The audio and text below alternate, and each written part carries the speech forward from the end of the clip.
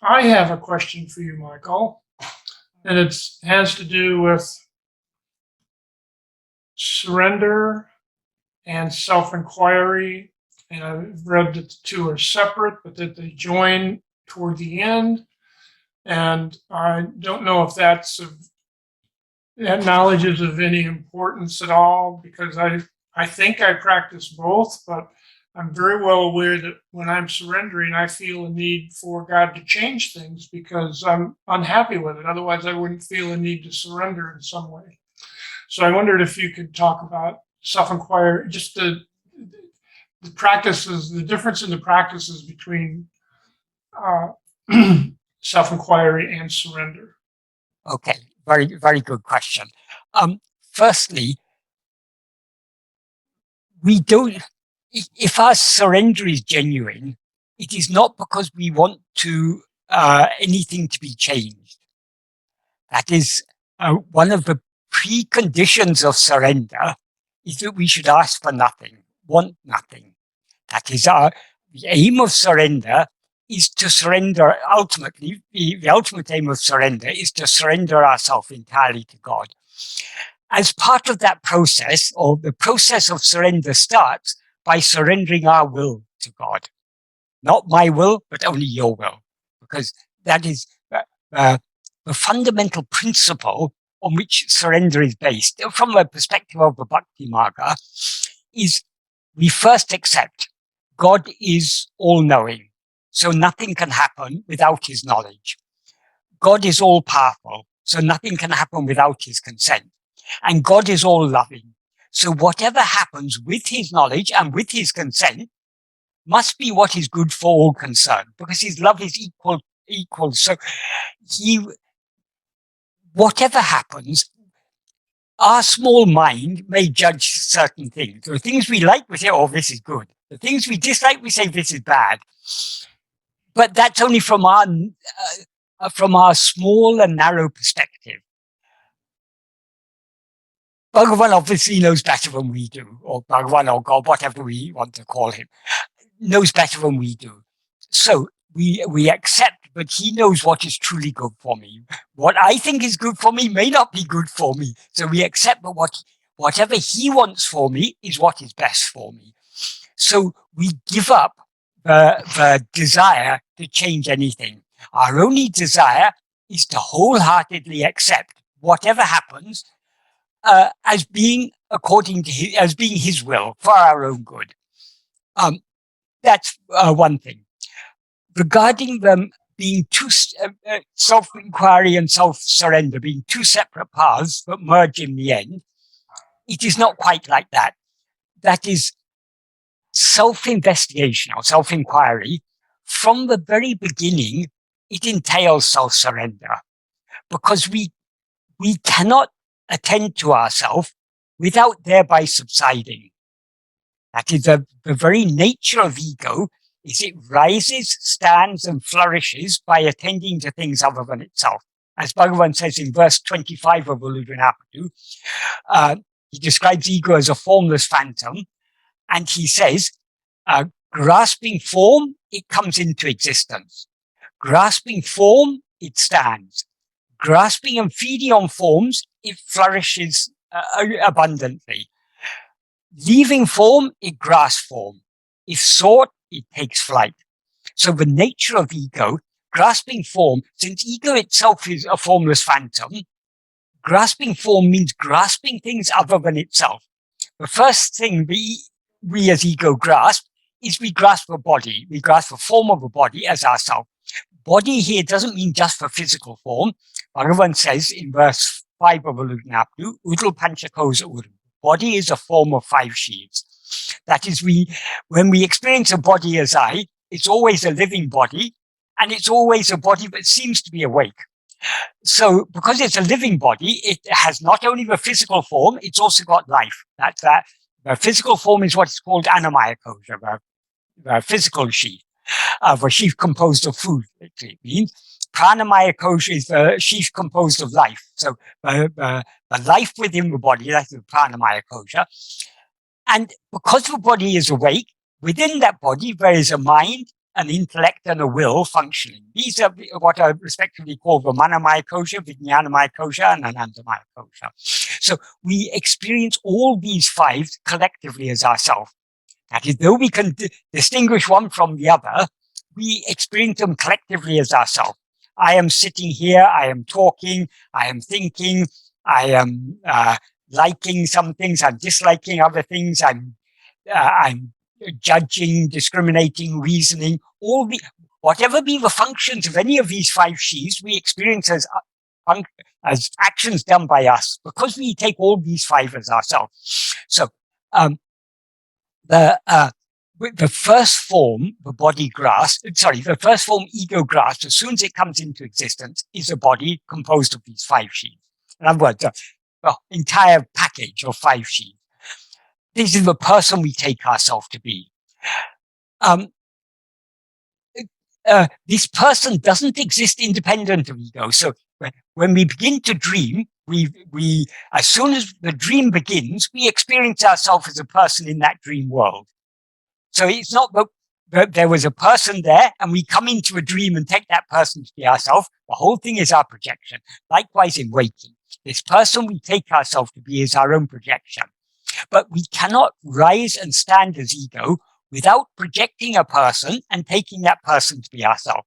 Person means that body consisting of five sheaves. So ego comes into existence grasping form.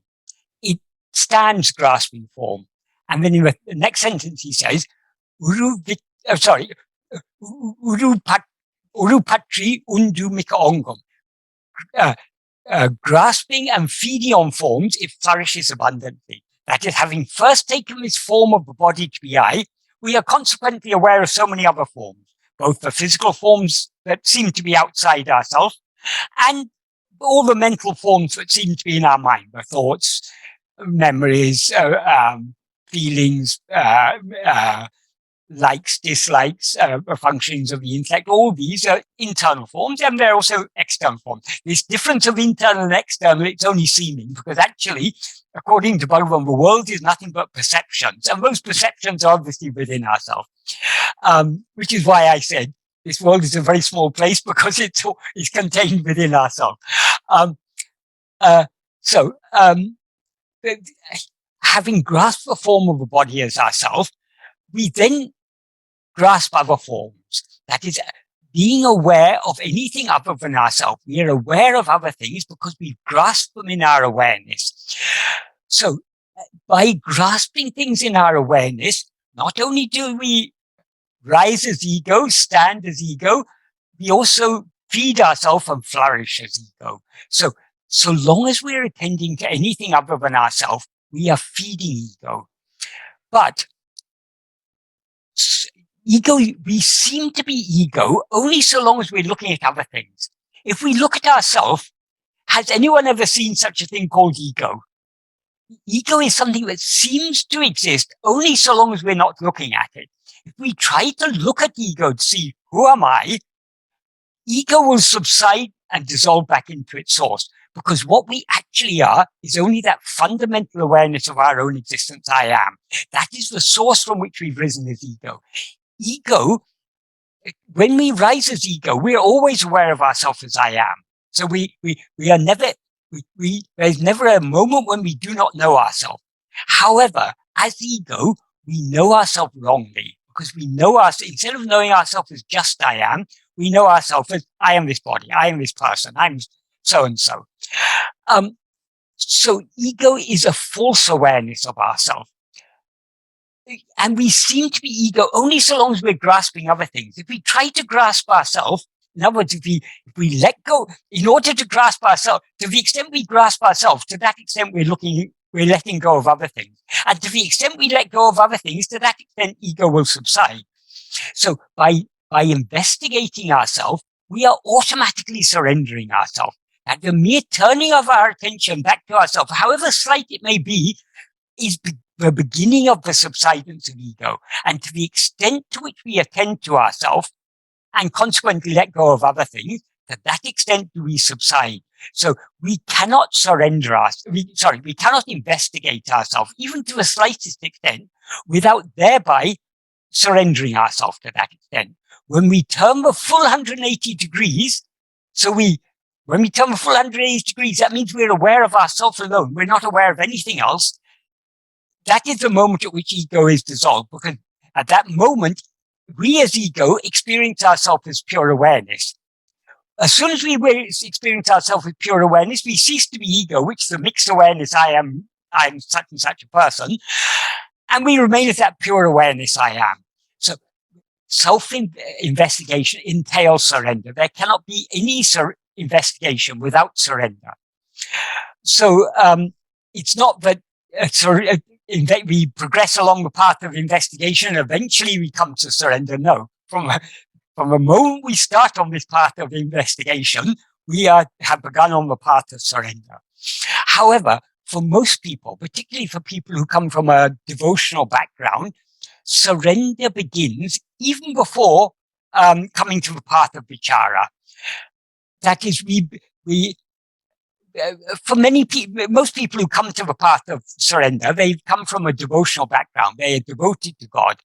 And the path of devotion is a very long path, because when we start off worshipping God, what do most people go to churches or mosques or temples or gurudwaras or whatever? What do they go for? Or synagogues or whatever?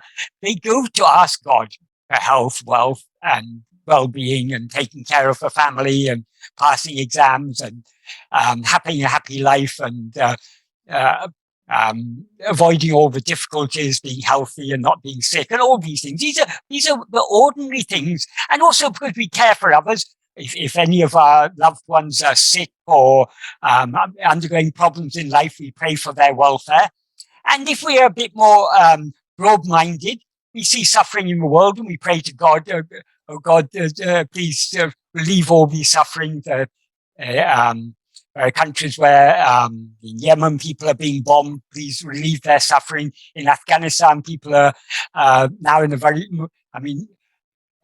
for the majority of people in Afghanistan, now is a very dangerous and unpleasant situation, really. So we may pray to God for all these things, but this is all asking something from God. We are setting ourselves up as if we know better than God, as if we want God to rectify His creation. So that this is how the Bhakti Marga begins. So for the majority of people who consider themselves to be devotees of God, they are not actually devotees of God. They are devotees of the things they think they can get from God. So God is not an end in himself. He's a means to an end.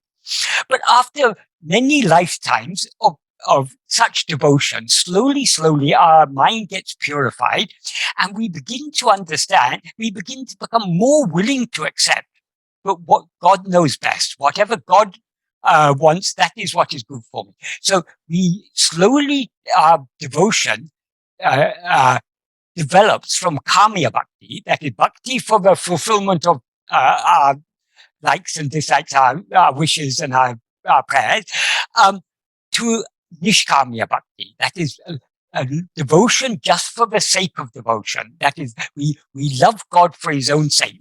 We don't want anything from God. We just want God Himself. It is when we come to this path of genuine devotion, where we love God for His own sake. It's at this stage where the path of surrender begins. Because if we truly love someone, supposing you're in a relationship with someone, husband, wife, boyfriend, girlfriend, whatever. If you truly love that person, you won't be thinking about what you can get from that person. You'll be thinking what you can give to that person, how you can make that person happy. So true love is not about receiving, it's about giving. So the ultimate gift is to give ourselves. So the more we love God, the more we will want to give ourselves to God. So this is where the path of surrender begins for most people. But as we progress on this path of devotion and surrender, slowly, as a result of our love for God and the result of our surrender, our mind is purified. And we eventually come to understand, how can I be anything other than God? God is the one infinite whole. So how can I be anything other than God? So slowly we come to a position where we're ready to receive the teaching, but God is our own self. At that point, God appears in our life, usually in human form, to tell us, as Guru, to tell us, God is what you actually are. You are nothing other than God. Tattvamasi, you are that. And as soon as we hear that, our response should be, oh, if I am that, then I don't have to meditate on God as something other than myself. I meditate on God as myself. This is what Bhagavan talks about in the early verses of Upadēśa Undiyār. From verse 3 onwards, he's talking about the path of Nishkamya Bhakti. And Nishkamya Bhakti, it begins with action. We express our love for God through actions of body, speech, and mind.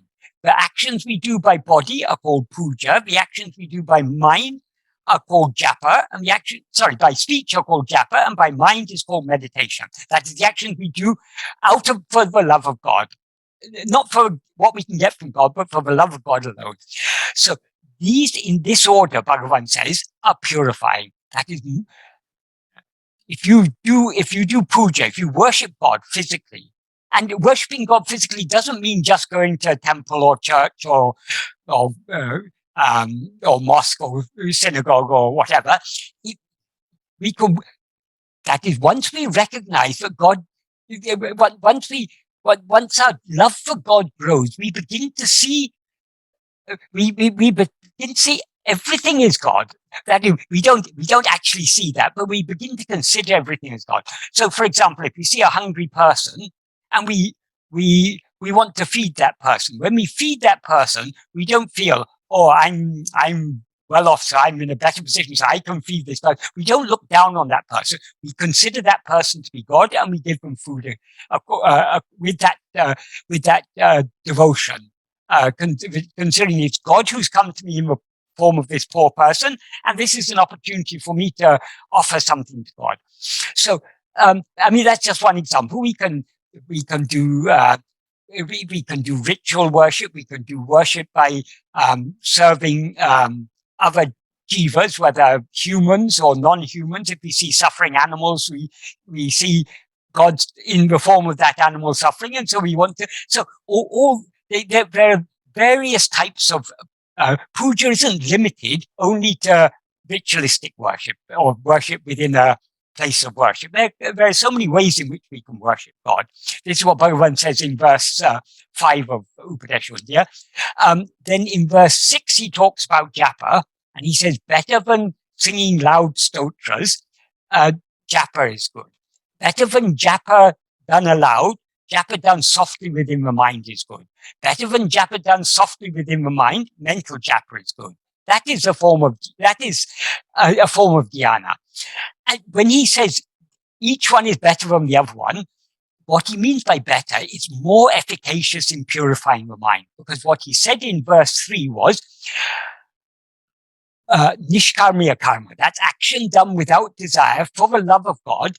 Or for the, well, in the original version, Tamil version, he just says for God.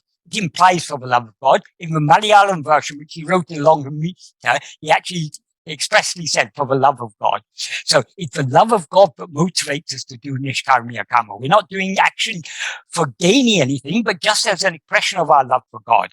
And Bhagavan says that purifies the mind and shows the way to liberation. The way to liberation is not action, as he said in the previous verse 2, he says action cannot give liberation. But if it's done without desire and for the love of God, it will purify the mind. What purifies the mind actually is not the action itself, it's the love with which it's done. Love is the key to purifying the mind. So the whole purpose of nishkarmiya karma, of action done for the love of God, is to purify the mind. And when the mind is purified sufficiently, it will then recognize that the path to liberation is not doing anything, but just being. That is where Bhagavan is slowly leading to. So he talks about, he first says, puja, japa, and dhyana, these actions of mind, speech, and body. And in this order, they are they are efficacious, implying they're efficacious in purifying the mind. And so better than puja is japa. And japa, better than japa done aloud is japa done softly, and better than japa done softly is japa done mentally. And that's a type of meditation. And meditation, in verse 7, he talks about meditation. He says, better than meditation that is interrupted, meditation that is uninterrupted, like the flow of ghee or of a river, is good. Why is it good? Because the more devotion we have for God, the more inclined we will be to focus our mind on his name or form. So love is the key to devotional meditation. If our mind is often distracted by other thoughts and goes off here and there, that means our love is we are still more interested in other things than we are in thinking of God. So that's why Bhagavan said uninterrupted meditation is better than the interrupted meditation. But the really important verse is verse 8. What Bhagavan says in verse 8 is, rather than anya bhava. Anya bhava means, anya means what is other. So anya bhava in this context implies meditating on God as something other than ourselves. So rather than taking God to be something other than ourselves, and therefore, as soon as we take God to be something other than ourselves, he has a name and a form. So rather than meditating on name and form of God, taking him to be something other than ourselves, ananya bhava, that's, ananya means what is not other. So when we recognize that he is not other than ourselves, and he clarifies what he means by ananya bhava, he says, avanahamahu ananya bhavam. Avanahamahu means in which he is I. So with that understanding that God is that which is shining in us as I, when we meditate on nothing other than ourselves, when we meditate on I alone, that is the best among all. So this is how the path of surrender and devotion gradually leads us to the path of vichara. We gradually come to understand God is nothing other than myself. Therefore, the best way to meditate on God is to meditate only on I. Meditating on I is what is otherwise called Atma-vichara. So this is how the path of surrender gradually leads to the path of vichara.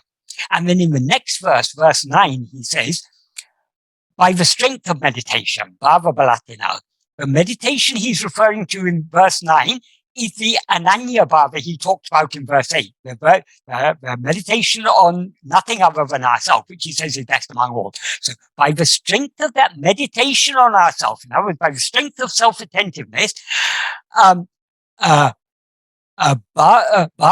tita satbhava tirutale, being in satbhava, being in a state of being which transcends meditation. Meditation here bhavana means meditation in the form of mental activity. So long as we are meditating on something other than ourselves, that is a mental activity, because our attention is going away from ourselves towards something else. Whereas when we attend only to ourselves, that is not a mental activity. That is a cessation of mental activity, because to the extent we attend to ourselves, to that extent ego subsides.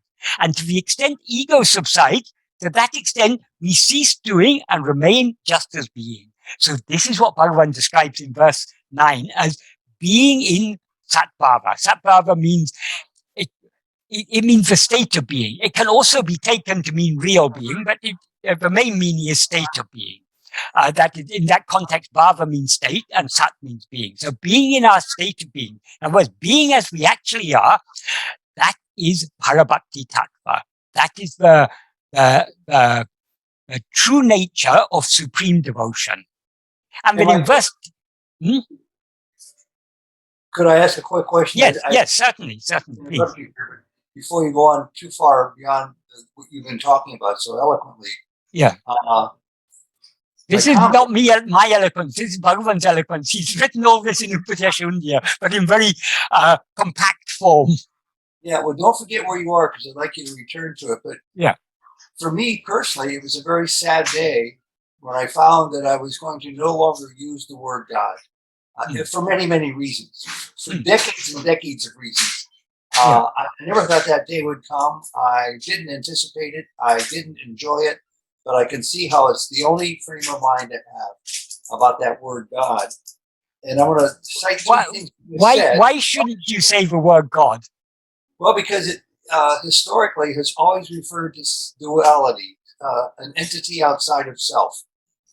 Within certain traditions, but within Advaita tradition, God means our own self, which is a point Bhagavan was constantly bringing home to us. Right, but that's the rub. The Advaita tradition, which is now my adopted tradition, pales by comparison to the size, scope, and depth of my lifelong tradition. Yes. I just clarify 2 or 3 things real quickly. You said that, and this was new to me wholly. You said by praying to God for something to set us up as superior. By praying to God is to set us up as superior to God, because our prayer is asking God to correct something we perceive to be wrong. Yes. That's a whole novel approach to seeing God in a different way that I never thought of before. And then you also said on this path of self-inquiry, why is there ever the need for prayer to God, since that by definition place God outside of ourselves, which would be reintroducing the concept of duality, except for Advaitists. I understand that now. Yes. So again, why so much talk about devotional meditation when the object of devotion seems to me to be something outside of self? And why the use of God? Because according, that is, devotion, the path of devotion begins with, we take God to be something other than ourselves. Because after all, how can I be God? I'm this small person. And God is that great whole. So how can I be God? God must be something other than myself. That is the starting point of the path of devotion. But if we think about it, if God is something other than ourselves, that means he's a limited God. He's not infinite. He's finite, because if he were finite, if he were infinite, there cannot be anything other than him. There cannot be anything outside of infinite. So by taking God to be something other than ourselves, we are actually belittling God. If we recognize that God alone exists, then we cannot be anything other than God. It's so good to hear that, because it's radical thinking for me until I hear it explained like this. Yes. And it's also good to hear that God is a perfectly valid word for those who are Advaitists, because the end of the journey leads them to understand that God is who thou art. Yes, exactly. And there's no wrong. Prayer is not wrong. But our prayer shouldn't be asking God to rectify anything. If we want God to rectify something, please God rectify me. That if we are the ones who are in need of rectification, sometimes it is said, Ishvara Shrishti, God's creation, is perfect. Imperfection lies only in jiva drishti. That is, what we see, because we misperceive if God is perfect and this world is God's creation, if we take the theistic point of view, but this world is God's creation, the world must be perfect. If we see it as imperfect, the imperfection lies in our view, not in God's creation. So the problem lies in jiva drishti, not in Ishvara Shrishti. Yeah, thanks for your extra clarification. I may be the only one here who needs it. A tiny final question, then I'll be quiet. Yes. You said prayer is okay. If you, Michael, were to pray tonight before going to bed, to whom would you pray? The Bhagavan,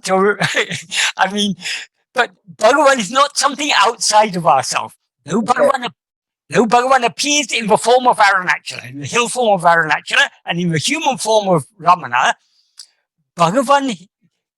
What Bhagavan's teaching was, he is not the form that he seems to be. It's only in our view that he seems to be a form. He is that which is always shining in our heart as I. So when we pray to him in our own heart. You're praying to self. Yeah. Yes. Good. Because we are, why is prayer efficacious? And we cannot doubt the efficacy of prayer because Bhagavan sang so many prayers in Arunachala Stuti Panchakam. There must be a reason for it. When we pray, we are aligning our will with his will. That is, we're not asking him to change anything outwardly, to change us, to make us surrender ourselves to him, to eradicate our ego, to give us ever-increasing love for him. These are the things we pray for. So if you read in Arunachala Stuti Panchakam, all Bhagavan's prayers, well, he's prayed in so many different ways, but they're all about who has to be rectified. We have to be rectified. Bhagavan hasn't prayed for the world to be rectified because the world God is there to take care of the world. We have a problem. So we have to be rectified. And how can we be rectified? Only by surrendering ourselves. And how can we surrender ourselves? It's only when we have all-consuming love for him, but we will surrender ourselves to him. So we pray to him for ever-increasing love. I like that, but it still leaves me a little bit lurking in the shadows of duality, especially now, especially after all these years, especially being with you. I'm trying to practice more and more. I underscore practice, I won't succeed. Yeah. Non-duality. But every time I come around to thinking I'm making a little inch forward to live non-dualistically, I find that I occasionally pray to self. So that's two people. That's small self praying to self. So you're two people, are you? Which one of you is praying to which one? That Why is, not pray to God? we have to. Bhagavan is very, very practical. Our aim is non-duality. How can we live our life non-dualistically? You said that living your life in accordance with non-duality. So long as we have subject and object, or subject and objects, there is duality. In other words, so long as we allow our attention to move away from ourselves, we are in duality, or at least we're in the semblance of duality, we're in the appearance of duality. If we want to experience non-duality can only be experienced in self-attentiveness, because in self-attentiveness, we're not attending to anything other than ourselves.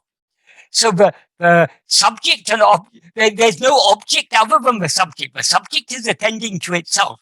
So that is the non-dualistic meditation. So that is what Bhagavan refers to in verse 8 of Upadēśa Undiyār as ananya bhava. But in practice, because of our deficiency of love, we try to turn our attention within, but we still have great interest and liking for going outward. So we turn our attention within, again we bounce out. Again we turn within, again we bounce out. So we are oscillating between the non-duality and the duality. Prayer, in the sense of asking God for anything, is appropriate when our attention is turned outwards. Give me more and more love to turn within.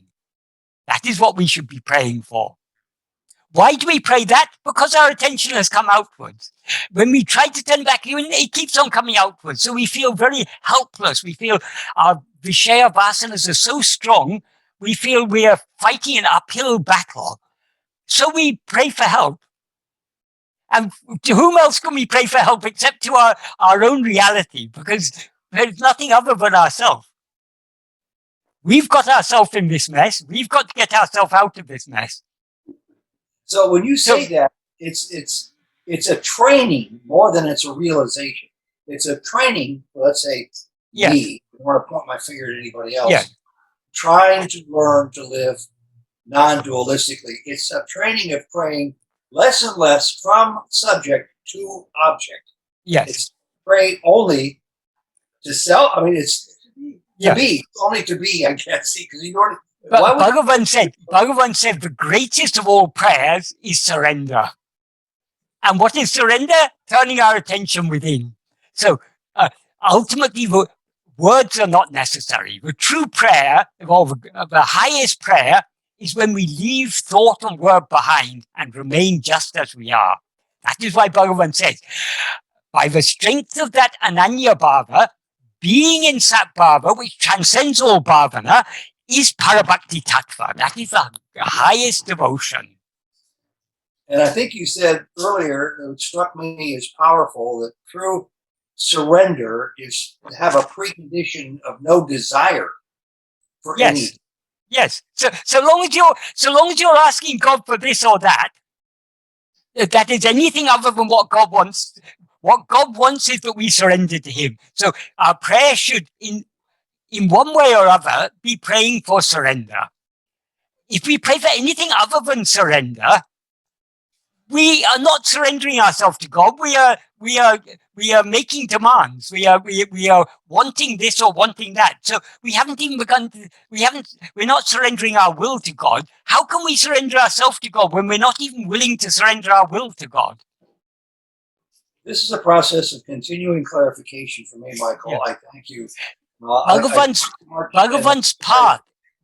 path is a path of continuing clarification. If we're following this path, the more we go deep in this practice of self-investigation and self-surrender, the more clarity we will get. Thank you. Some clarity we get from Bhagavan's works, but the real clarity, how do we get the clarity of mind to understand the depth of meaning in Bhagavan's words?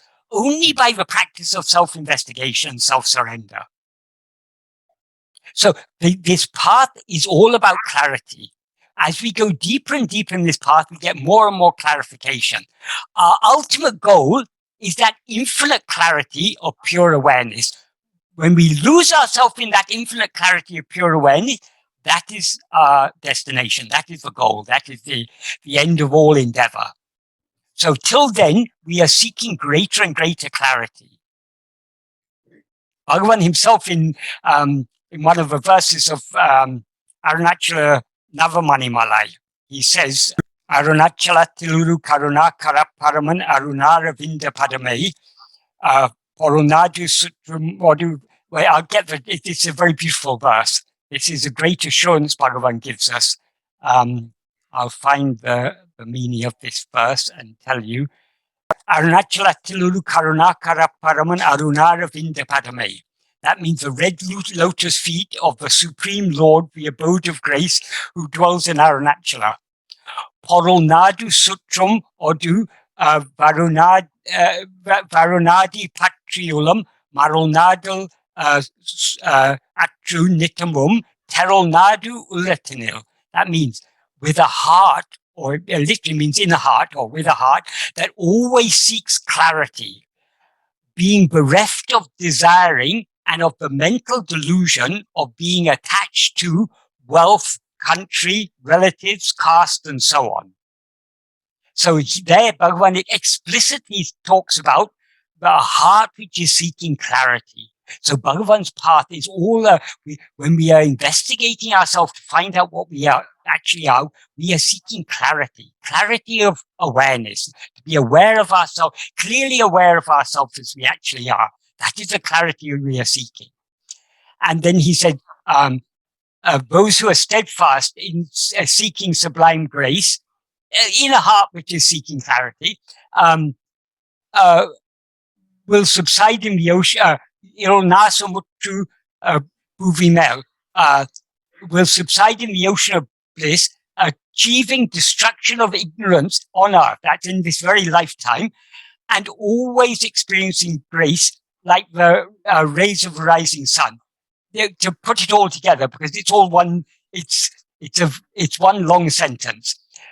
What it means is, with a heart that always seeks clarity, being bereft of desiring and the mental delusion of being attached to wealth, country, relatives, caste, and so on, those who are steadfast in seeking sublime grace of the red lotus feet of the Supreme Lord, the abode of grace who dwells in Arunachala, will subside in the ocean of bliss, achieving destruction of ignorance in this on earth. Bhuvimel means on earth. It implies in this very lifetime, and will and always experiencing grace, like the rays of the rising sun. Thereby, it implies thereby always experiencing grace, which shine brightly, dispelling all darkness, like the rays of the rising sun. That's the implication. So here, Bhagavan talks specifically about seeking clarity. So this is what this path of self-investigation and self-surrender is all about. We are seeking clarity, because it is only in clarity that true love, to the extent to which we truly know God, to that extent we will love God. Because what can be more lovable than God? If we don't love God, it's because we don't know his real nature. So even in the path of devotion, we are seeking to know God. You were brought up as a Catholic, I believe. I remember when I was young, learning the catechism. Why did God make me? God made me to know him, to love him, and to serve him. It starts with to know him. So how can we love him if we don't know him? How can we serve him if we don't know him? We will be doing the wrong things. Thinking we're serving him, we'll be doing the wrong thing. So we need to know God. And knowing God requires, that is clarity. That is the clarity that Bhagavan is referring to. Thank you. Bhagavan's path is all about the search for clarity. And when we're on the path of self-investigation, we're seeking a clear awareness of we're always aware of ourselves, as I am. But we're not clearly aware. We're aware that we are, but we're not clearly aware what we are, because we now mistake ourselves to be something else. So it's only by clarity of awareness that this delusive awareness of ourselves, as I am this body, will be removed. Thank you, Michael. I was not much of a student in those schools where I learned the catechism, but I did find out that I need to clarify and re-clarify. So what usually happens is a question I have spiritually will be answered. And it only opens 3 more doors to 3 more questions. That's all part of the process that's the learning process. The more we understand, the deeper our questions become. And the deeper our questions, the deeper the answers. We have a couple of questions from some people who have recently joined us here. Sarva, would you go ahead and ask your question, please? Yeah, thank you, Michael, for the longest explanation. But I want to come to the original question Marty asked about the two sides of one coin, the self-surrender and the self-investigations. Yes. I totally agree. When we do the self-investigation, we are totally surrendered. Yes. But when we, according to Bhagavad-gītā, the Krishna said, do your duty and don't expect the result. Yes. So if you, as we are ego, we have to do some duties for our dependents. So what about we can do, our mind, our ego can dwell on the duties. But definitely I know all the results are ordained of the God. We can't modify anything. But our thoughts can be dwell on the duties. Can you explain on that? That is one question. And also, try to ask about to whom we have to pray before go to bed. So you said we have to pray Bhagavan. Do we need to imagine Bhagavan as a body or the figure on the photo, or we have to look for ourselves? You can imagine Bhagavan in any way you like, but the most, if you want to come close to what Bhagavan actually is, Bhagavan himself says, Ariyati tara jivara dahavari jiguhayil arivairami paramatuman Arunachala Ramana. Arunachala Ramana is that supreme, that Paramatma, the supreme self that is always existing blissfully in the heart as awareness, in the heart of, in the cave of the heart lotus of all jivas, all different jivas, beginning with Hari. So he is that which is shining as awareness in our heart. That awareness means I. He's shining in our heart as I. So the best way to pray to him is to pray within our own heart. He is that light of awareness that is illumining our mind. That is what we should pray to. Regarding your first question about doing your duty, that is what Krishna says, is you should do it without, I don't know the exact words, but he says something to the effect, without seeking, without doership. He also says without seeking the fruit. So he says you have the right to the action, not to the fruit thereof. So what he's talking about there is nishkarmiya karma.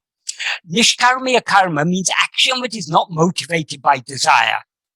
But why would we do any action if there must be some motivation for doing an action? So that's why Bhagavan said, kāṭṭu no kākam nishkarmiya karma. Action, the nishkarmiya karma done for God. It's only when our actions are motivated by the love of God that we can do action without desire for other things. Because there will definitely be some motivation in any action. So in order to do action without desiring anything other than ourselves, we can do it only with the love of God.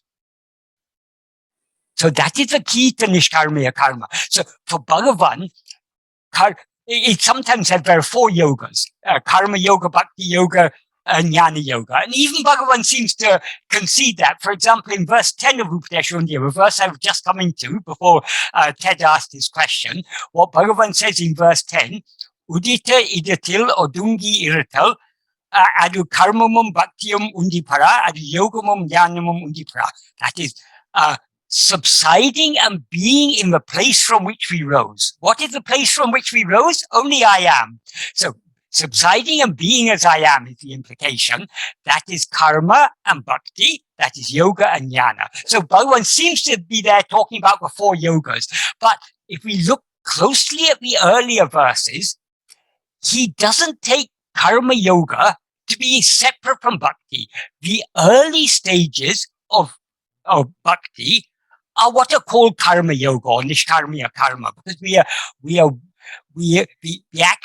are worshipping God through actions of body, speech, and mind. So that is the karma yoga. So Bhagavan takes karma yoga as the preliminary stages of the bhakti marga.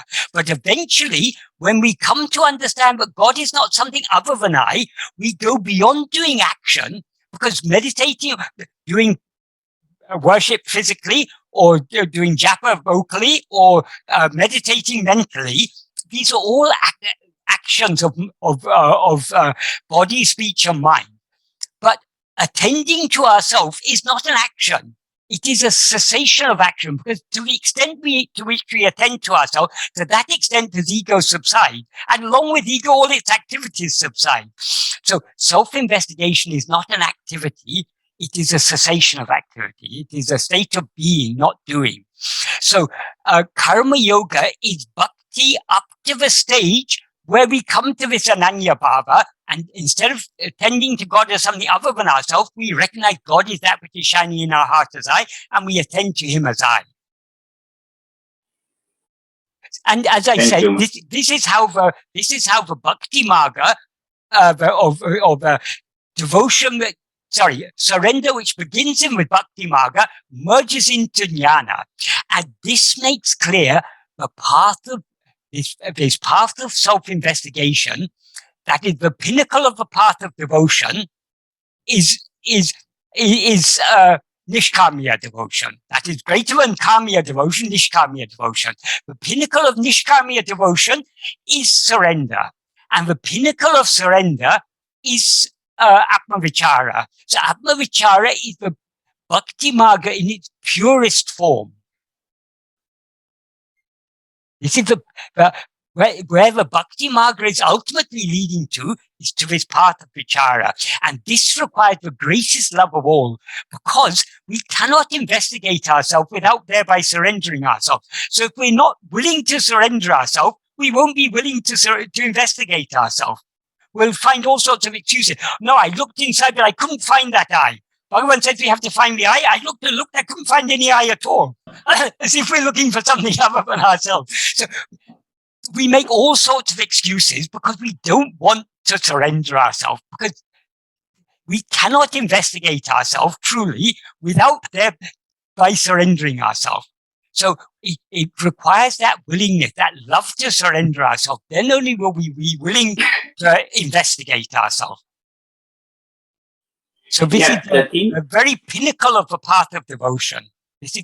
Devotion is very purest form, parabhakti tattva, as Bhagavan says.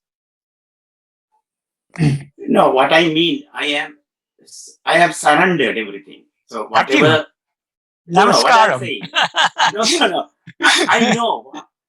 But you've surrendered. But you say I have. So long as there is an I to say I have surrendered everything, we haven't surrendered anything, because surrender means surrendering that I. When there's no one left to say I have surrendered, then that alone is true surrender.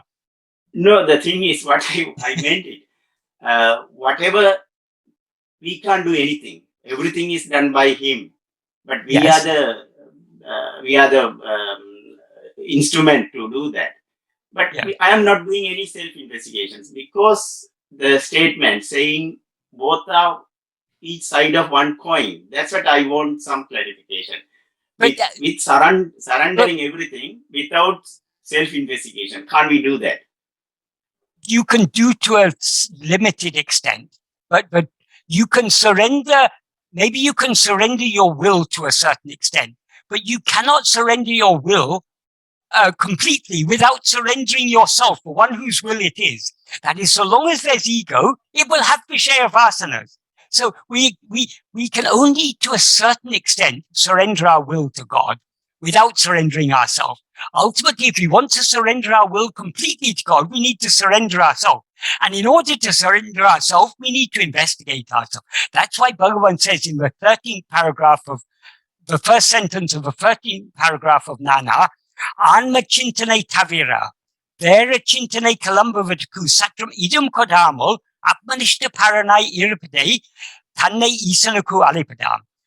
Being Atmanishta param, one who is firmly established as oneself, without giving the slightest room to the rising of any thought other than Atmachintana. Atmachintana literally means thought of oneself, but it implies self-attentiveness.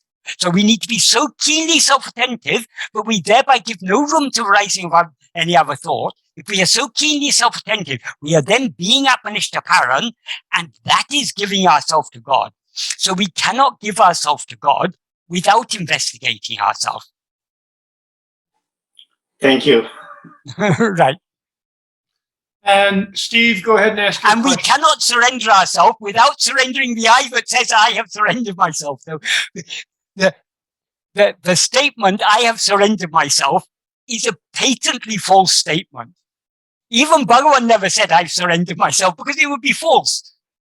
It cannot be true to say, I've surrendered myself, because when we have surrendered ourselves, there's no I remaining to say, I have surrendered myself. I wanted to talk about some of my experiences. This goes back to Ted's thing about what we're talking about, especially like not praying for a particular thing, being kind of a radical way of, what do you want to call it, looking at God. Because if you think, well, if I can't pray for this to get this thing or that thing, or at least not to go to hell forever and ever, then gee, why am I bothering with this? And I noticed many years ago in my life that I would pray for something, like this particular woman or something, and then a year later I'd be praying just the opposite. So like, maybe I don't really know what I'm doing here. And then about 5 years later, which is 30 years ago now, I got to AA. It's kind of like, what I'm trying to say is, I think lots of spiritual, we kind of zero in on it. This is just the main thing, surrender. But other ones do too, but nobody notices it. For example, in AA, it's never something like, pray for this particular thing or circumstances. But there's a 12 steps. And the 11th step says, sought through prayer and meditation to increase our conscious contact with God. Praying only for the knowledge of his will and the power to carry that out. Right. then I just started noticing these. Like Jesus, what was the last thing he said on earth? Nevertheless, not my will, but thy will be done.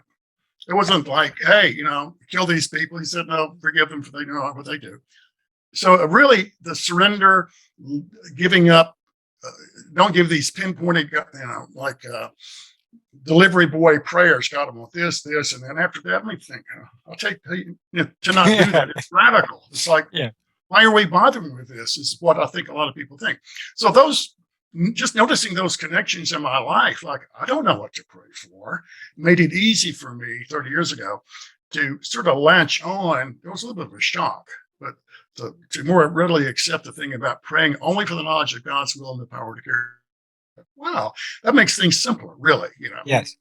My resistances to that, and when I'm not doing it, and so forth. So that that helped me a little bit in my journey, and also the thing about clarity. There's this anecdote that I remembered 30 years ago when I was trying to figure out, well, what's the simplifying, easiest, even though it's quite difficult, path. And Einstein had said something like, I want to know the mind of everything else is details. And there's this anecdote about this guy going up to the mountain to talk to the guru. He goes up there and knocks on the door, and the guru's kind of gruff. He says, what do you want? He says, well, I want to learn how to help others. Go away. A year later, he comes back up. Knock, knock. What do you want? I want to learn how to meditate. Go away. Third time he comes up, what do you want? I want a clear mind. Come in. So I think that's really it. And that's why I personally really benefit a lot from going deeper and deeper and deeper. And I think, well, I sort of got it. But then living that for a while, then I'll think, oh, what about this and that? And then that requires more thinking, questioning, talking to you or whatever to go to the next level. But even though it's like this, it's like, I love it and it's fascinating and there's nothing else to do. But those have been some of my experiences of really, if I'm honest with myself, I don't know what to do. And also, when somebody said one time about the thing about God doing things for you, it's like if you do something for someone and something in return, you're not being kind, you're not being loving. What you're doing is you're doing business. Yeah. And I thought, well, damn, that's right. And I just didn't feel right. And I kept doing business, but then that thought never kind of left me.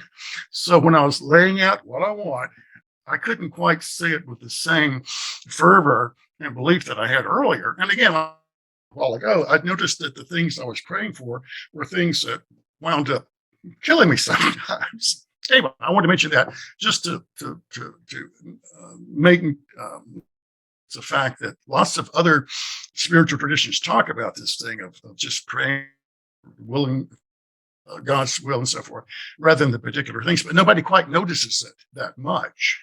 I even remember when I was in the military academy, and one time the instructor was talking about surrender. He says, the thing about surrender, Douglas MacArthur said, in war, there's no substitute for victory because it means you surrender. And the professor said, but the thing about surrender is when you do that, you give up everything. If it's true surrender, unconditional, then whether you live that day or not, whether you ever get, free again, what you eat. And I think that's why it's so important, But in our lives here, the thing about surrender, I think for me, it sort of conjures up that whole thing like, my God, if I give up, then what will become of me? And that's why I think what you're saying is you can do it very gradually, little by little, and you say, well, it worked out and things are better now than what it had been. It's not like some big requirement. You got to, like in wartime, surrender altogether. No, it could be gradual. But then I started noticing that the more I did that, the more God was faithful. It's like Mother Teresa said, God doesn't ask that we be successful. He asks to be faithful. And so, well, I can do that, I think. And the more I did it, like you keep saying, like the more you let go of the world and kind of become self-attentive, it sort of reverses, and finally it's so obvious that the world, paying attention to the world, it's not really going to go anywhere. I got to do certain things and all that, but the more I can sort of let go of that, I started feeling that, And then after a while, it's like, kind of like when I got sober, and it's like, well, I don't know. But then after a year not drinking, there must be something here, I just wanted to let people know a little bit about how I've tried to connect the thoughts over the years, which connects with what you're talking about. Yeah. And if we are truly surrendering, it's not that our life there'll be any fewer problems in our life, or that life will be any less painful or anything. Life will go on as it is, it would anyway have gone on. The difference is our attitude towards it. We no longer, we learn to detach ourselves. We are no longer concerned. Okay, it is the nature of life to have problems. Who lives a life without problems? The body itself is a problem. We know this body is liable to disease, it's liable to have accidents, it's liable, one thing that is guaranteed is one day it's going to die. So the embodied existence is imperfect. So we by taking this body as we are courting trouble. But the more we surrender ourselves, it's not that some people are, if I surrender myself, will God change my destiny? No. God has ordained your destiny for your spiritual welfare. So why would he change it? If we surrender ourselves, we will become indifferent to whatever happens. Whatever happens, okay, it's all his will. So let any amount of trouble come, let any amount of suffering come, it's all his will. Why should I be concerned about it? So it's an inner change of attitude. We shouldn't expect our outward life is going to get better, or that some people think if you surrender little by little, then when you surrender this, then things will get a little better. Then you'll be encouraged to surrender a little bit more. It's not like that. It's our attitude that changes. So the more we surrender, the more carefree we become. That is, as Bhagavan gives the analogy of traveling on a train. The non-surrendered state, we're carrying our luggage on our head. The more we are willing to put our luggage aside, the happier we are. So the more we surrender our burden to God, leave everything to him. Why should we bother about any of these things? He's taking care of everything. So let me surrender completely to him. The more we surrender, the more carefree we will be. So though the outward life will go on the same with the same problems, things won't improve externally, it's internally the change will take place. I guess the summary of what I'm trying to say is that, troubles may go on, like you're saying, but I'm not as troubled by the trouble. Exactly. That's the point. And I keep thinking, well, if it's like this now, if I've got these troubles and not troubled about it, maybe this will continue. And which is a great way to live. Yeah, and if we think about it deeply, all the troubles we face in life, what is the cause of all the troubles is not the events themselves, not the things that happen, but our likes and dislikes.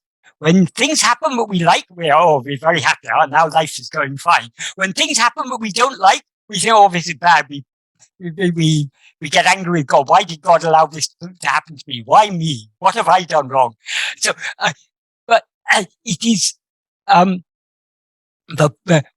the problems of life are caused entirely by our own likes and dislikes. If we had no likes or dislikes, nothing would be a problem. Nothing would either give us pleasure, nor would it give us pain, because we got no likes and dislikes. We'd be in a state of equanimity. That is the true samadhi. Samadhi, one explanation of the word samadhi, it's probably not the actual etymology, but samadhi is often explained as samadhi. Sama means equal in balance, in equilibrium, and di means mind or intellect. So the state in which the mind is in a state of equanimity, that is the true samadhi. That is the sahaja samadhi. There's no need to go into all these different types of savikalpa samadhi, nirvikalpa samadhi, all these things. This is not necessary. Let us just be in a state of equanimity. And how to achieve that state of equanimity? By holding on to what is ever stable, ever unmoving. That is I am. So if we Yeah, want to experience Sahaja Samadhi, all we need to do is to hold on to I am. By holding on to I am, we are letting go of everything else, we are surrendering. And when we've let go of everything else and are holding on to that which is ever permanent, that is the state of Samadhi, of Samadhi, of perfect equanimity. Untouched. Nothing can touch us then. If we had no likes and dislikes, could anyone do anything to cause us to suffer or to cause us to be, cause us pleasure? Pleasure and pain arise only because of our likes and dislikes. So if we surrender our likes and dislikes, life is free of all troubles. Yeah, I mean, it's kind of interesting how far you can extend that. Like people say, yeah, but that's not true for physical stuff. But it really is, because I've talked with women who've had kids and the pain is terrible and everything. And yet they look back with it with love and they just enjoy because they accepted it totally. Yes. You know, and therefore, so it's really where I talk to these people who go out hunting in the middle of the night. It was cold and rain, didn't catch anything, didn't kill it. What are you going to do next week? We're going to go back again because they love, they accept it. That's so it's not that one-to-one correspondence between what's happened and how you feel, which is what you're saying. But yeah, well, it's full of that. If you notice, if you look for it, you'll see a lot of that. Yeah.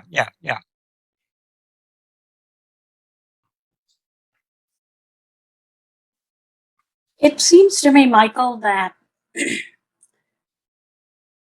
the seeker has to implode for the real, for our real nature to be expressed. Has to implore, you say? Implode. Like Implode. Oh yes, certainly. That is, we have to lose ourselves in our real nature. Bhagavan said, there's nothing new to be attained. That jnana is not a new knowledge to be attained. We are already jnana. Jnana is our real nature. All we need to do, there's nothing to be gained. All we need to do is to lose everything. And what is the root of everything? Ego. If we surrender ego, we surrender everything.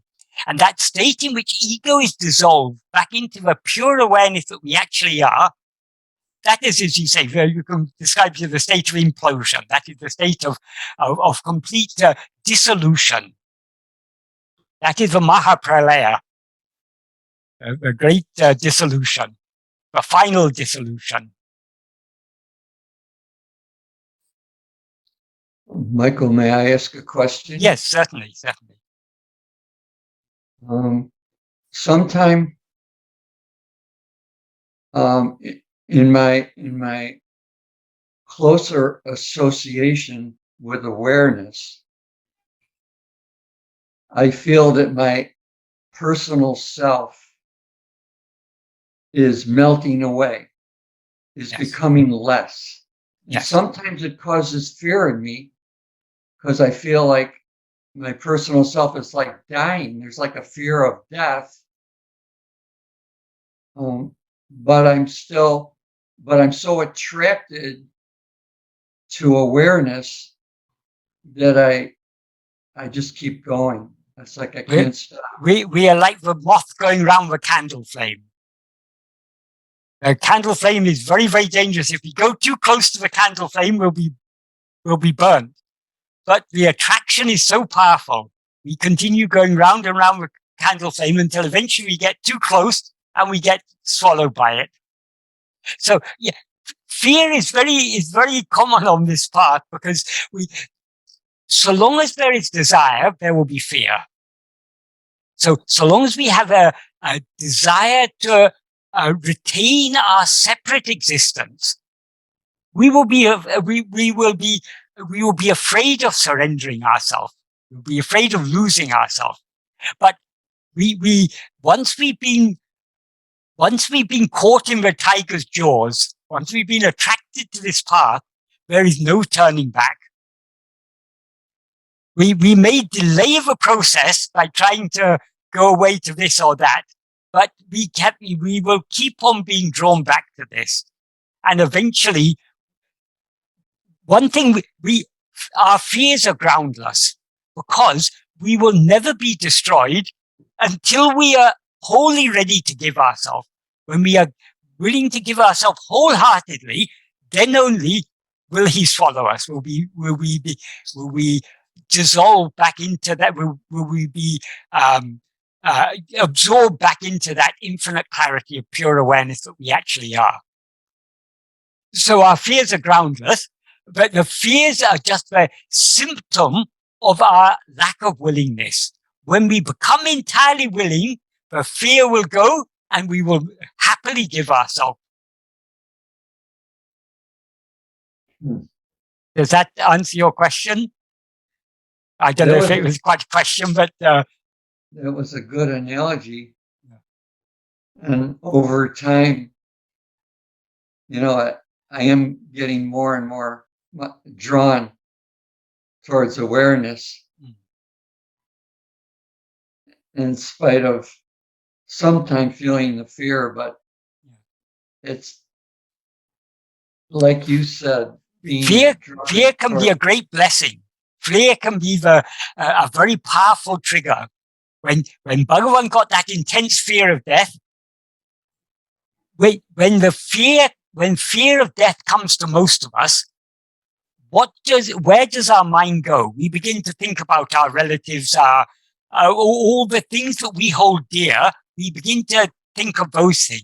When the fear of death came to Bhagavan, he didn't think about his mother or about his school work or his school friends or anything.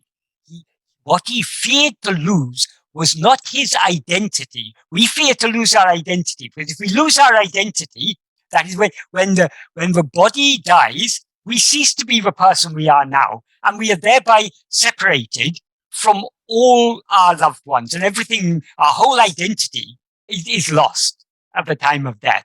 But that's not a problem, because the one who has identified with this body will then identify with some other body. But when the fear of death came to Bhagavan, unlike most of us, when the fear of death comes to us, we fear to lose our identity. Bhagavan feared to lose his very existence. So his attention turned within to find out, with the death of this body, will I also die? And so he turned in to find out, who am I? And because of the maturity of his mind, he at once merged back into that. So he wasn't fearing, unlike the fear of death that came to Bhagavan was quite unlike, I mean, it's the same fear, but it was, whereas we fear to lose our identity, he feared to lose his existence. So when we fear to lose our identity, our mind goes outwards. People, for example, who are drowning, people who have survived, who've gone through a near-death experience while drowning, they say their life goes before them, like all the major scenes in their life flash before them like a sort of like a movie film. That is because the mind is going outwards and grasping all these memories that are so integral to their identity as the person that they now take themselves to be. In the case of Bhagavan, he wasn't fearing to lose his identity as Venkataraman. He was fearing to lose his very existence. So he investigated, who am I? Who am I? That it was his being he was investigating. And because he investigated his being, he merged in that and became just that being, remained just as being. Beautiful. Yeah. Thank you. Thank you so much. Well, if there aren't any more questions, maybe we could pick up with paragraph 9. Yeah, okay. Okay. Last time we talked about paragraph 8. Paragraph 8, Bhagavan is talking mainly about, well, he begins paragraph 8 by saying, for the mind to cease, in other words, for the mind to subside permanently, the implication, except vicharana, self-investigation, there are no other adequate means. Then he goes on to talk about, he says, if the mind is made to cease by other means, the mind remaining for a while as if it had ceased will again rise up. And then he gives the example of pranayama. Even by pranayama, the mind will subside, but so long as the the prana remains subsided, the mind will also remain subsided. And when the prana emerges, the mind will also emerge and wander under the sway of its vasanas. And then he concluded that paragraph by saying, ahaya, therefore, pranayamam manate adhika sahayame andri manonasam sayadu. Therefore, pranayama is just an aid to restrain the mind, but will not bring about manonasa. Manonasa means the annihilation of the mind, the permanent dissolution of mind. Paragraph 9 is a continuation of this. So he begins paragraph 9 by saying, pranayamam polave, murti dhyanam mantra japam aharanyamam embavegalum manate adakum sahayangalai. That means, just like pranayama, what are called murti dhyana. Murti dhyana means meditation on a form of God. Mantra japa, that's repetition of a mantra or a sacred word, or particularly a name of God.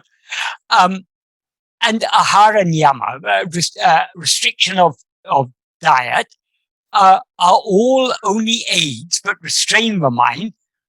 The implication is, he doesn't say it here, but in the previous sentence he said that pranayama is an aid to restrain the mind, but will not bring about its annihilation.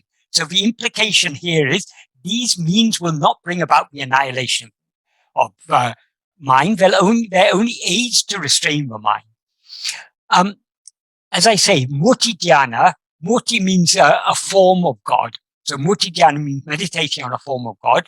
Mantra japa, mantra can mean any sacred word or phrase or prayer. But often it will either contain a name of God or just be a name of God. Any name of God is a mantra. When Bhagavan is talking about murti dhyana, mantra japa, he's particularly talking about devotional practices. And the other practice he mentions here is ahara niyama. The word ahara, the usual meaning, the term ahara niyama, what it's usually taken to mean is restriction of diet. Ahara means what is taken in. So it usually means food. That's how it's usually understood. But actually ahara has a deeper meaning than that. Anything that is taken in, that is food we take into the body, anything that is taken into the mind. In other words, anything that we feed to our senses is a form of ahara. So not only should we observe, that is, later on Bhagavan talks about mita sattvika ahara niyama. That is the restriction of what we take in is it should be mita, in moderation, and it should be sattvika.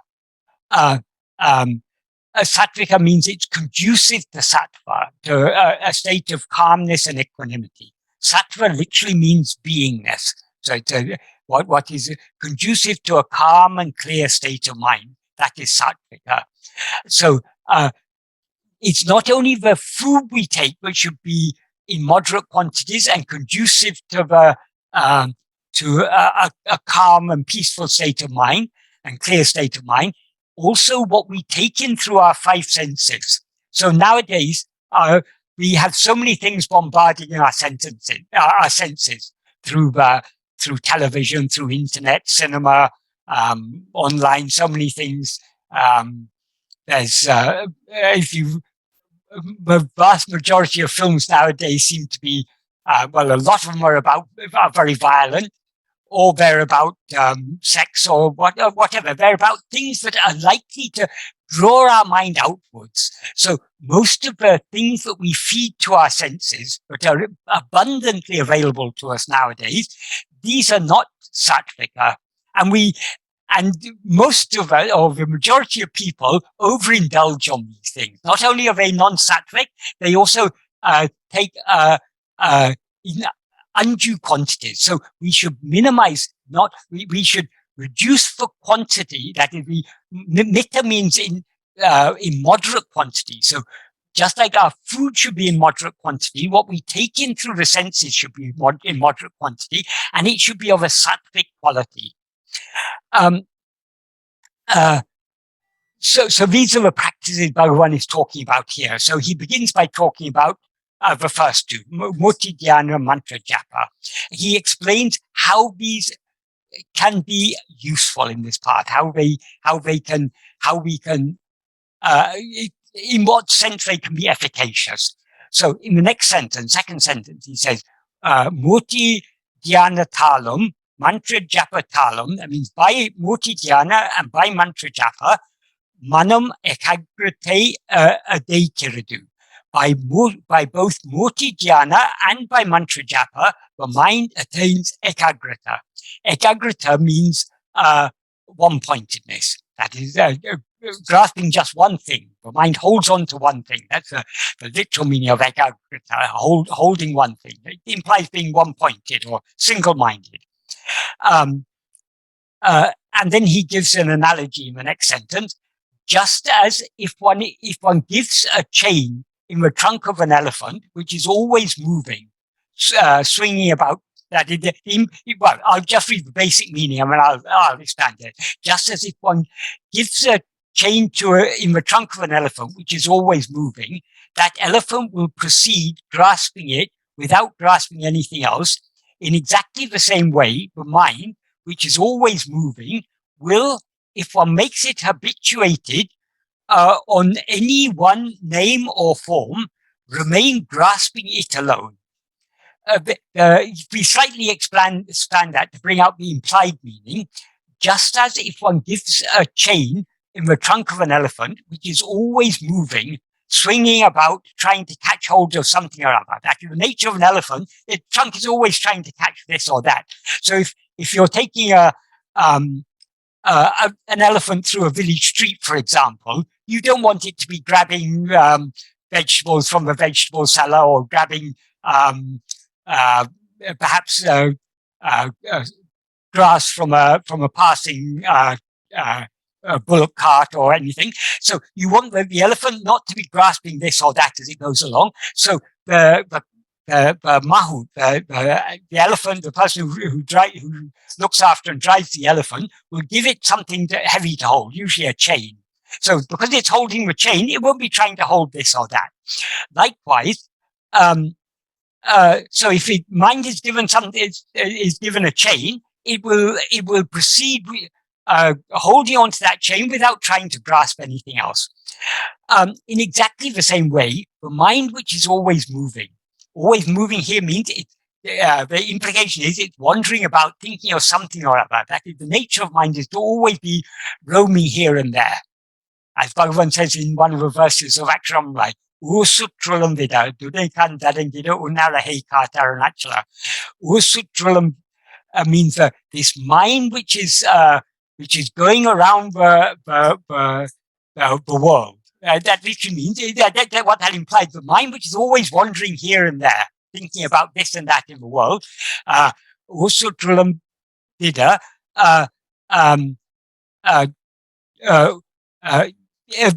viḍādu, uṉai kaṇḍu. So that the mind which is always wandering about this world so that the mind which is wandering about this world, seeing you always, may subside, show your beauty. It's the meaning of that verse. It is the nature of the mind to be always wandering about, trying to catch hold. Trying to hold on to this or that, this thought or that thought, and so on.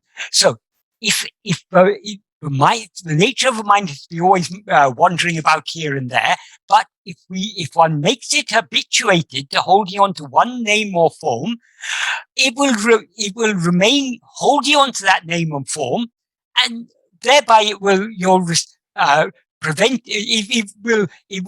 lose the inclination to think about other things. This is the efficacy. This is one of the ways in which practice of bhakti helps. By focusing our mind on God, we are thereby withdrawing it from other things. But the key to this is love, because if we are not doing this, if we are not motivated by love, we won't get the true benefit of such murti dhyana or mantra japa.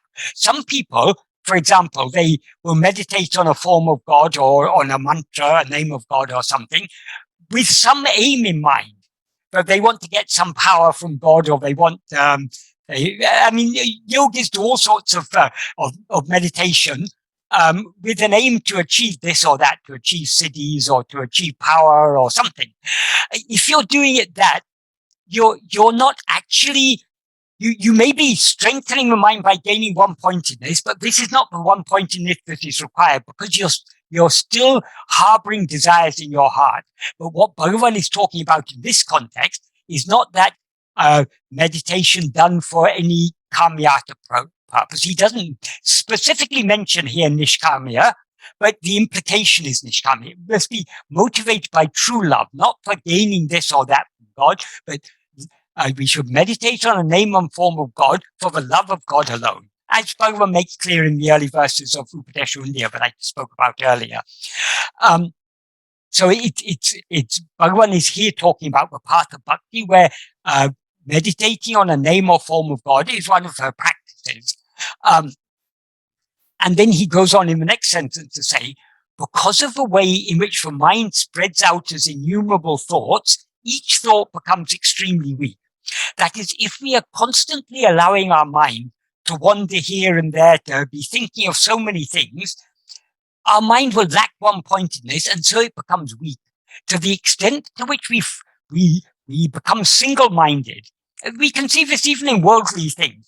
A person whose mind is all over the place, who doesn't focus on anything, they won't achieve much in life. But there are some people, for example, their sole aim in life, I want to become rich, and they devote their whole life. They will be ruthless in the pursuit of wealth.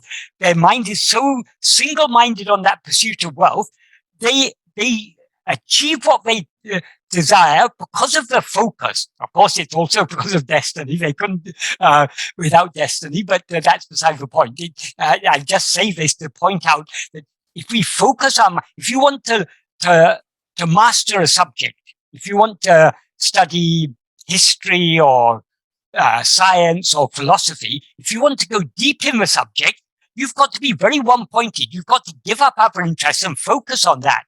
So this is a simple fact of the mind. The more we focus the mind on something, the more powerful an instrument the mind becomes. So that's all Bhagavan is saying here. If we allow the mind to spread out as innumerable thoughts, each thought will become extremely weak. But if we are focusing the mind on one name or form of God, we are thereby that scattering of the mind is as many thoughts reduces. So this is what he refers to in the next sentence.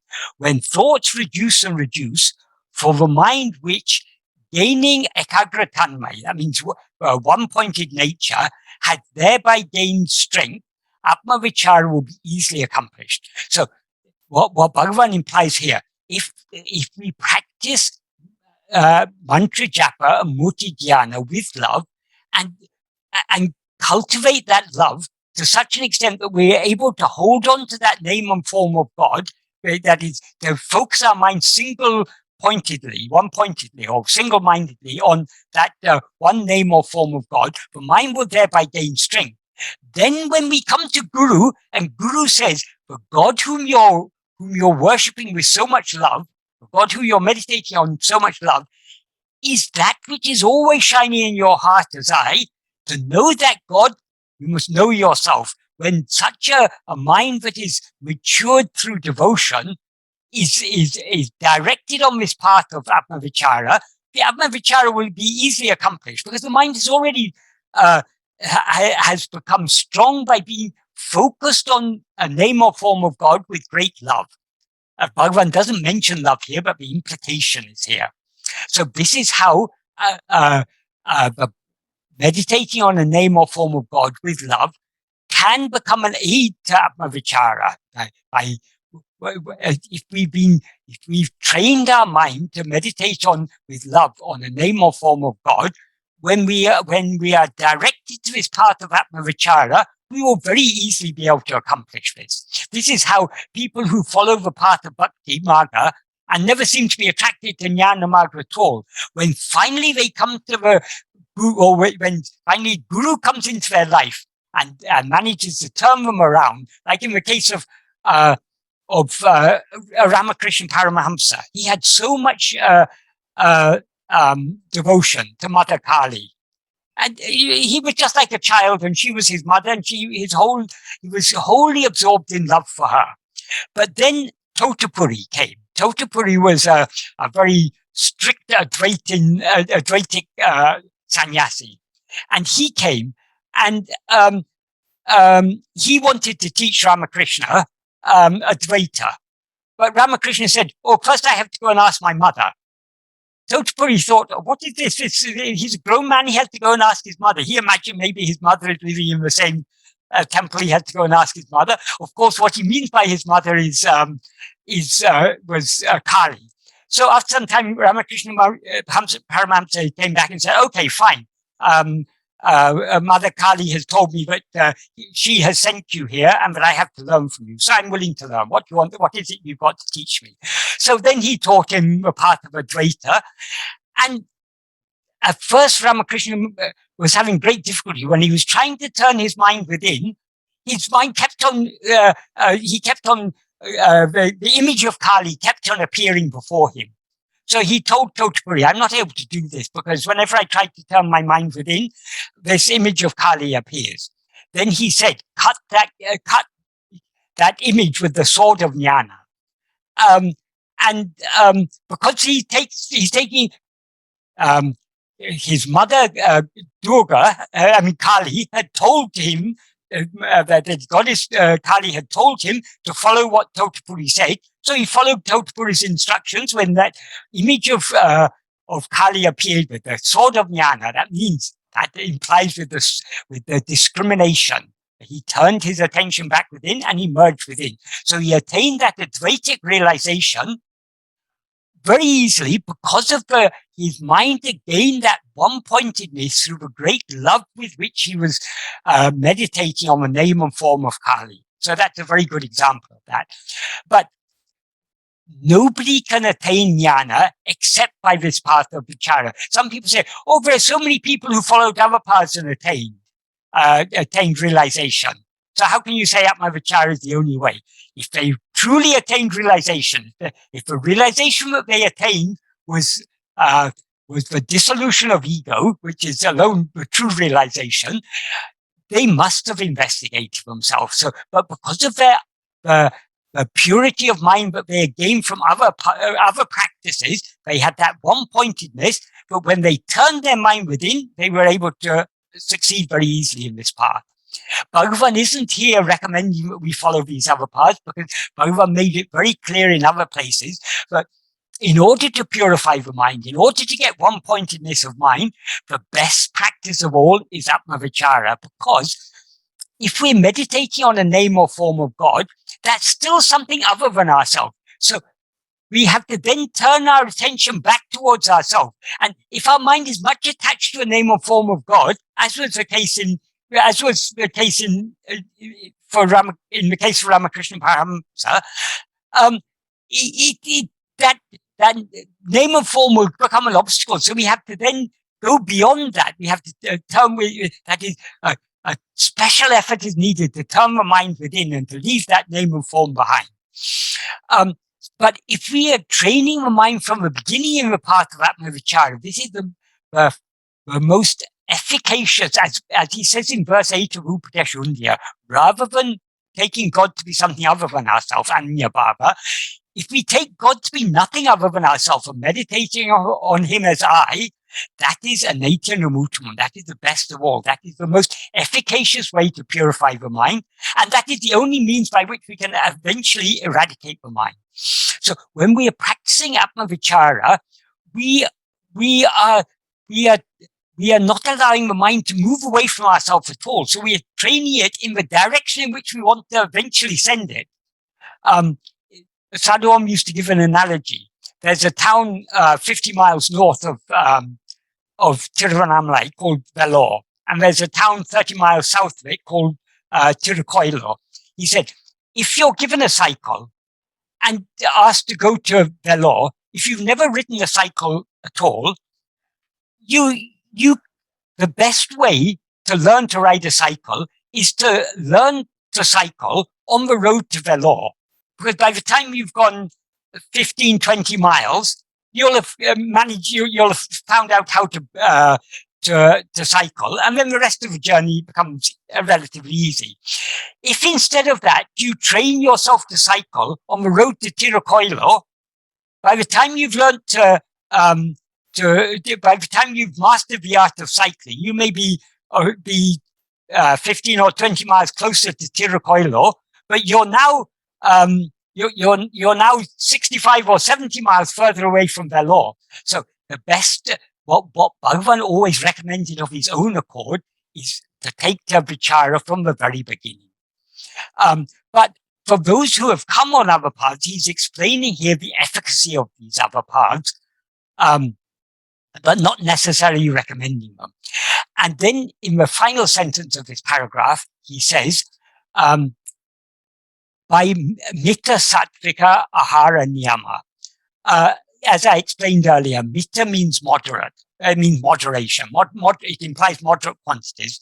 Sattvika means what is conducive to the sattva quality of the mind. The sattva means sattva means beingness. So that to that state of calmness, equanimity, and clarity of mind, whatever is conducive to such a state of mind. Ahara means we can take either as food, that's a normal meaning, or we can take it as anything taken in through the five senses. And niyama means a restriction.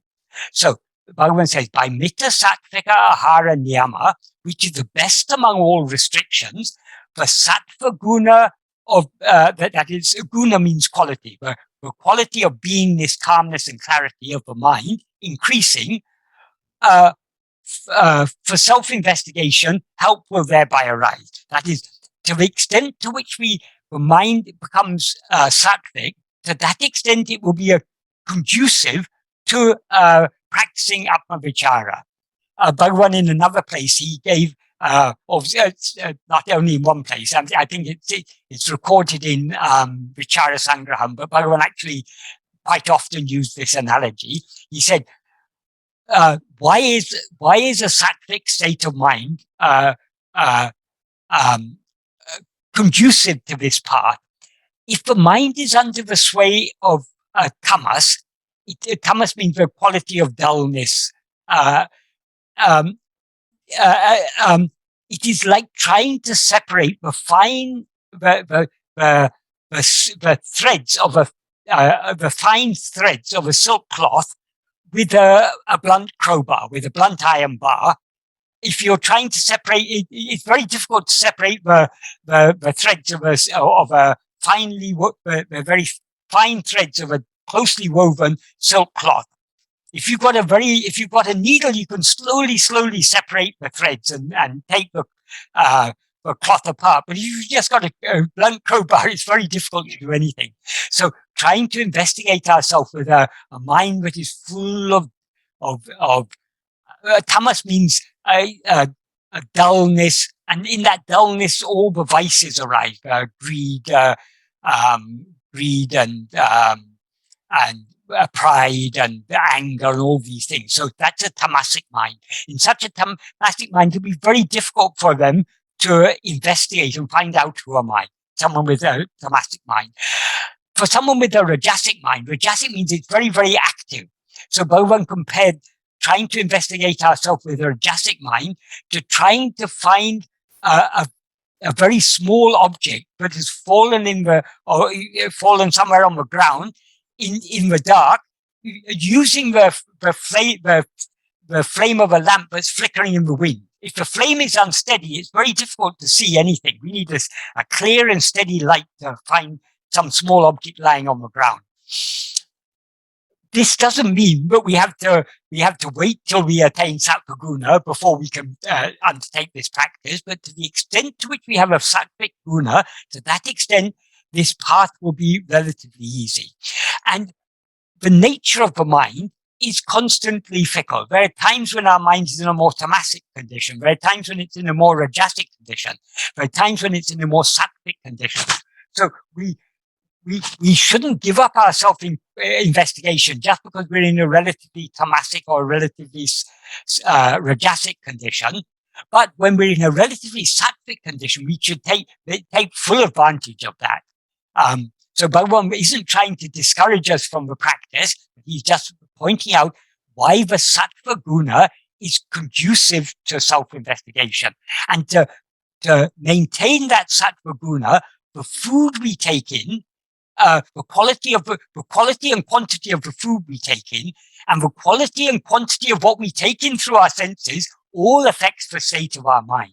So if for example, if you're always watching violent movies or pornographic movies or something, your mind is going to be constantly going outwards. It's going to be in a very tamasic or rajasic condition, or a mixture of rajas and tamas. It's not going to be very willing to turn within. So we need to, as far as possible, we need to take in through our senses and take in through our mouth. The food we take in needs to be in moderate quantities, and it needs to be of sattvic nature.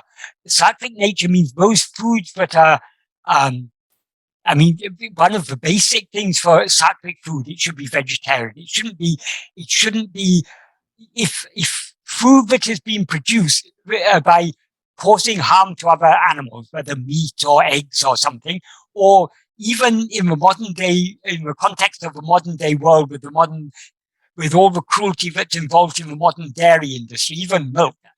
Traditionally in India, milk is considered as a sattvic. But that is because in the old days in India, cows were treated quite differently to how they're treated in the modern day, in the modern dairy industry. So the food has to be sattvic. We should also avoid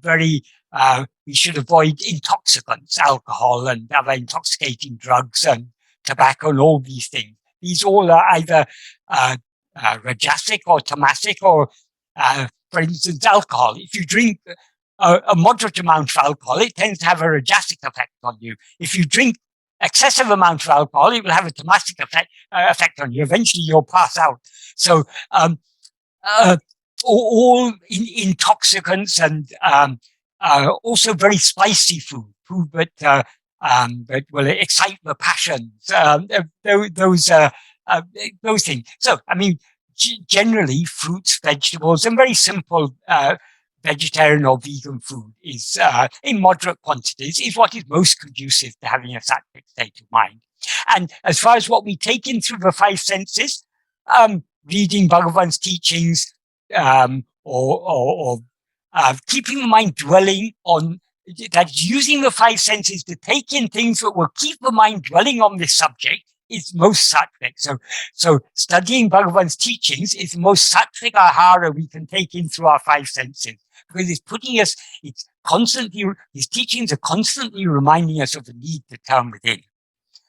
So as I say, in this paragraph and previous paragraph, Bhagavan is talking about other paths. Not that definitely Mr. Sattvika Ahara Niyama he recommends for everyone, because it's not a spiritual practice as such. It's just an aid. That's why Bhagavan says it's an aid for self-investigation.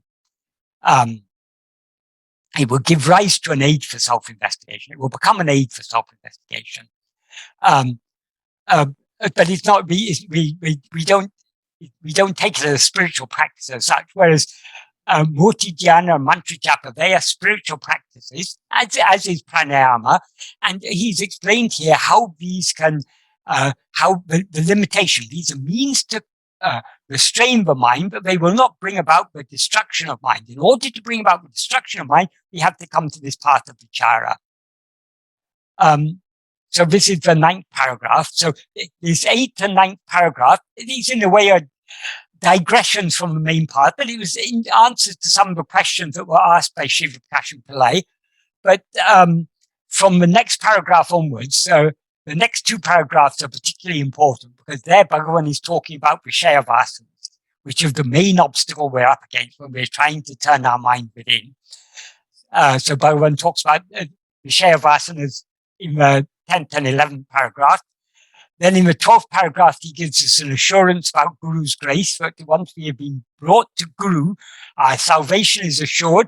But he ends with a word of warning, eninam guru katya varipari tavarada narikvendam. Yet it's necessary to follow without fail a path that Guru has shown, or to adhere to this path that Guru has shown.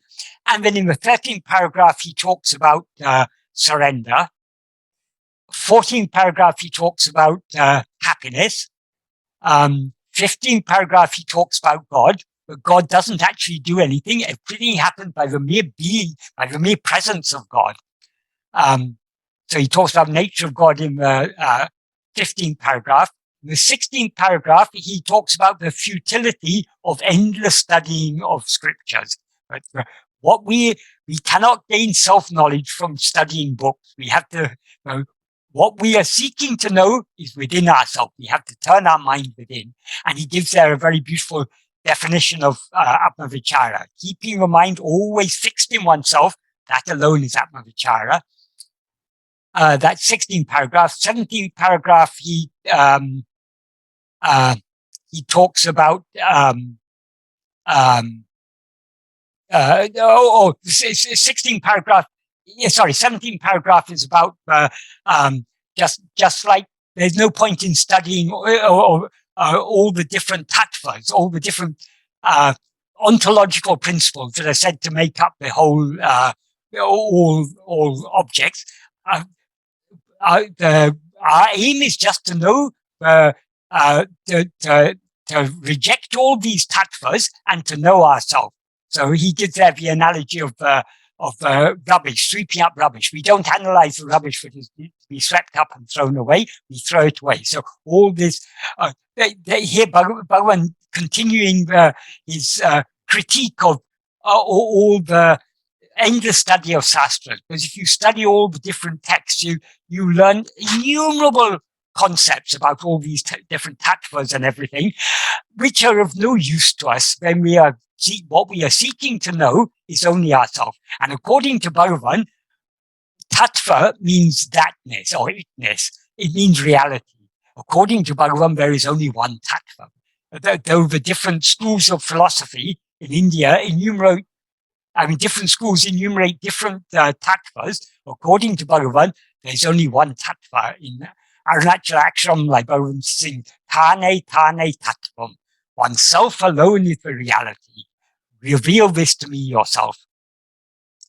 So that was that paragraph 17. 18, he talks about a dream, but I'm not sure whether I always get muddled up, which is 16, which is 17. Which is 17 and which is 18. So he talks about, but a waking state is nothing but a dream. And then paragraph 19, he deals with various miscellaneous things. And in the final paragraph, he concludes by saying, if oneself arises, everything rises. If oneself doesn't arise, if oneself subsides, everything subsides. Therefore, to the extent we conduct ourselves subsidingly, to the extent we act humbly and subside within, to that extent it is good. And if we restrain the mind by always being subsided, by means of Atma-vichara, the implication, we can live in any circumstances. Nothing will affect us. So those are the paragraphs that we'll talk about in later months. Thank you, Michael. Thank you, Michael.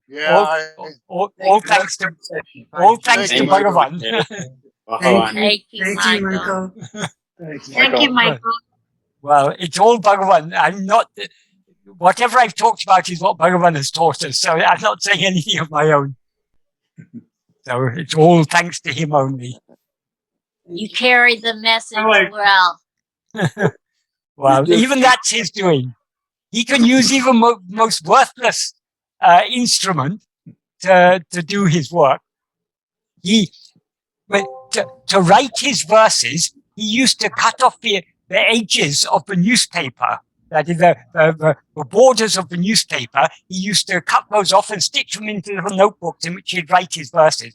People would bring very, very nicely bound notebooks or very good quality papers and offer to him. He said, no, take to the office. They have so many important things to write in the office. They've got all their accounts and very important things to write. I just write my little verses on my little piece of paper. So, and yeah, he had an old leaky pen.